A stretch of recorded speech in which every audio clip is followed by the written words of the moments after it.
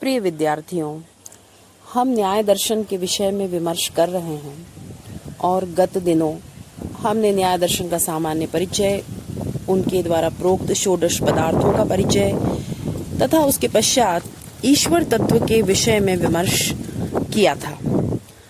आज हम इसी तत्व मीमांसा को किंचित आगे बढ़ाते हुए जगत का स्वरूप, सृष्टि और प्रलय के स्वरूप को न्याय के मत में जानेंगे। जैसे कि सभी भारतीय दर्शन यह मानते हैं कि जीवों की मुक्ति के लिए ईश्वर के हृदय में करुणा उत्पन्न होती है और वे इस संसार को रचते हैं। कुछ दर्शनों का इस विषय में मतभेद हो सकता है, किंतु प्रायः यह भारतीय संस्कृति और भारतीय दार्शनिक परंपरा में एक बहुमान्य सत्य है। भारतीय दर्शन का यही दृष्टिकोण न्याय दर्शन में भी दिखाई देता है। सृष्टि और प्रलय के विषय में चर्चा करते हुए वे अपने विविध ग्रंथों में और गौतम न्याय सूत्रों में भी बीज रूप में यह प्राप्त होता है कि सभी कार्य और ये द्रव्य 4 प्रकार के परमाणुओं से बने हैं। वे परमाणु हैं पृथ्वी, जल, तेज और वायु के। इसी को न्याय दर्शन ने वर्णित किया है और वैशेषिक दर्शन ने भी यही बात कही है और यही उनका परमाणुवाद कहलाता है।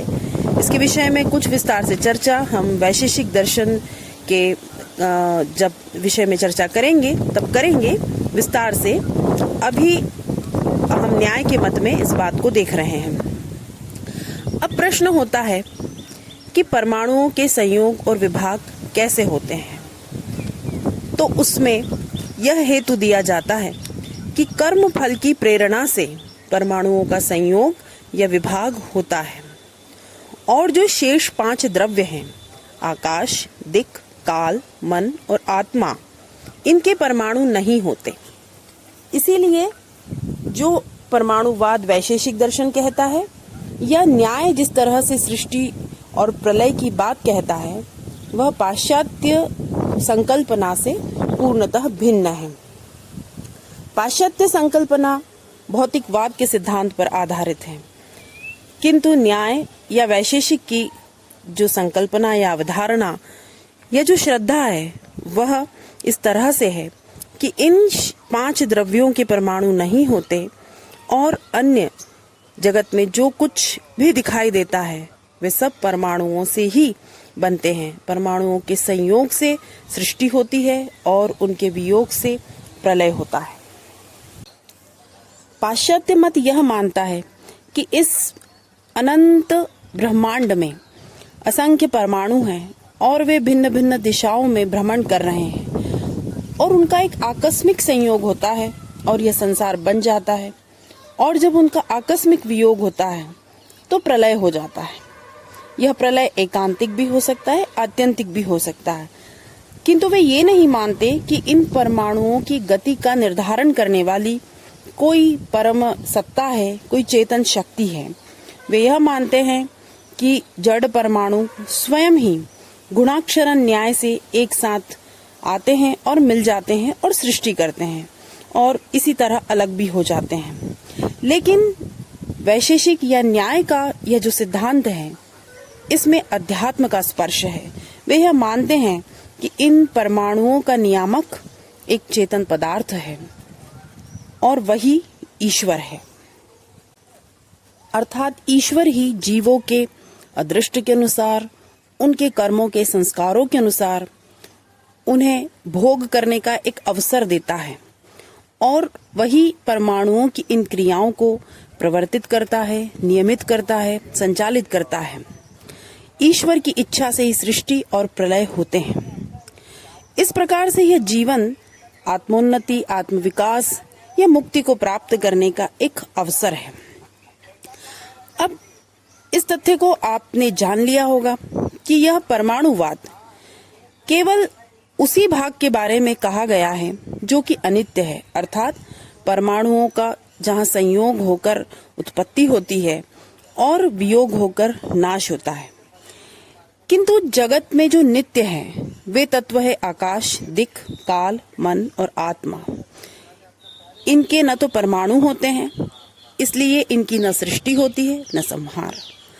ये सदा विद्यमान रहते हैं। अणुओं का जब संयोग होता है तो कार्य द्रव्य उत्पन्न होते हैं और उनका विच्छेद होता है तो कार्य द्रव्य विनष्ट होते हैं। अर्थात यह जो कुछ बात कही जा रही है यह अनित्य द्रव्यों के विषय में कही जा रही है, जिनकी सृष्टि होती है और प्रलय होता है। यही परमाणुवाद है जो कि वैशेषिक दर्शन ने भी विस्तार से वर्णित किया है। आधुनिक विज्ञान भी जिस तरह की चर्चा करता है वैसा ही हमारे दर्शनों में भी कहा गया है कि दो परमाणुओं का प्रथम संयोग द्वैणुक कहलाता है। तीन द्वैणुकों का संयोग त्रैणुक या त्रसरेणु कहलाता है। इस तरह परमाणु जुड़ते चले जाते हैं और सृष्टि वृहत वृहत्तर वृहत्तम होती चली जाती है। किंतु परमाणु या द्वैणुक अति सूक्ष्म होते हैं, इसलिए उनका प्रत्यक्ष नहीं हो सकता। अतः उसके लिए अनुमानक प्रमाण का आश्रय लेना होता है। तो इस प्रकार से परमाणुओं के द्वैणुकों त्रैणुकों तथा उनके वृहत्तर संयोगों का परिणाम ही यह सृष्टि है। परमाणुओं में जो गति होती है या जो कर्म तत्व होते हैं उसी के फलस्वरूप उनका संयोग होता है। अब प्रश्न होता है कि इस कर्म या गति का कारण क्या है। जगत में एक व्यवस्था दिखाई देती है, वह किस प्रकार से बनती है? तो इसका उत्तर न्याय दर्शन देता है कि जीवात्मा अपनी बुद्धि, कर्म, ज्ञान इत्यादि के अनुसार सुख या दुख को भोगता है। पुण्य का फल सुख के रूप में उसे प्राप्त होता है और पाप का फल दुख के रूप में। इस तरह से यह सारे रूप में हम कह सकते हैं कि जीवात्माओं के सुख दुख केवल प्राकृतिक नियमों के अधीन नहीं होते, अपितु उनके कर्म फल के नियमों पर भी आश्रित होते हैं। जगत में परमाणुओं के संयोग से भौतिक कार्य द्रव्य भी है और शरीर, इंद्रिय, मन, बुद्धि, अहंकार आदि से युक्त जीवात्मा भी है, और ये सभी दिक्, काल और आकाश में अवस्थित कार्य कारण की श्रृंखला में मानो बंधे हुए हैं। और इन सब के ऊपर है ईश्वर, जो कि सृष्टि और संहार का कर्ता है, जो कि इस अखिल विश्व का स्वामी है। उसकी शिक्षा से ही सृष्टि हो रही है। वे जब चाहते हैं तो संसार बन जाता है। इस तरह से कोई भी सृष्टि प्रथम सृष्टि नहीं है, अपितु प्रत्येक सृष्टि के पूर्व लय की अवस्था थी और उसके पश्चात पुनः सृष्टि की अवस्था होगी। अर्थात एक पुरातन क्रम का ध्वंस होता है और नवीन का निर्माण होता है। जीवों के पाप और पुण्य को ध्यान में रखकर ईश्वर नई नई सृष्टि की रचना करते हैं। जब सृष्टि रचना का संकल्प ईश्वर के द्वारा किया जाता है तब वे जीवात्माओं के अदृष्टों के अनुसार उनके भोग साधन, शरीर, बाह्य द्रव्य इत्यादि का निर्माण का संकल्प भी लेते हैं, अथवा यह कहें कि उनके संकल्प लेते ही इनका निर्माण स्वयमेव होने लगता है, क्योंकि जीवात्माओं के अदृष्ट जीवों को उस दिशा में स्वयं प्रवृत्त करने लगते हैं। वायु परमाणुओं के संयोग से वायु महाभूत की उत्पत्ति होती है। इसी तरह जल परमाणुओं के संयोग से जल महाभूत की उत्पत्ति होती है और पृथ्वी इत्यादि के परमाणुओं से पृथ्वी महाभूत उत्पन्न होता है।